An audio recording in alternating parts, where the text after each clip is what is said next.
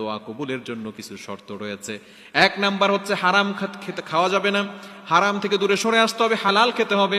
কিন্তু একটু চিন্তা করে দেখেন, আমাদের সমাজের ম্যাক্সিমাম মানুষ হারামের ভিতরে ঢুকে আছে, সুদের কারবার করে, ঘুষের কারবার করে।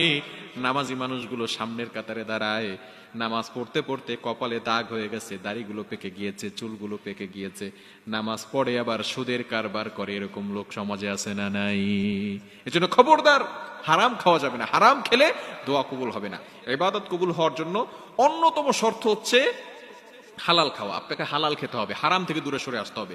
হারাম খাওয়া যাবে না, হালাল খেতে হবে। ইউর ইনকাম শুড বি হালাল, ইউর ফুড শুড বি হালাল, ইউর ড্রিঙ্ক শুড বি হালাল। আপনার অলওয়েজ হালাল হতে। আপনি যত ইবাদত করেন, হালাল খাবেন, ইবাদত কবুল হবে। হালাল খাবেন না, ইবাদত কবুল হবে না। এই জন্য দোয়ার ক্ষেত্রেও আপনাকে স্মরণ রাখতে হবে আপনি হালাল খাচ্ছেন কিনা।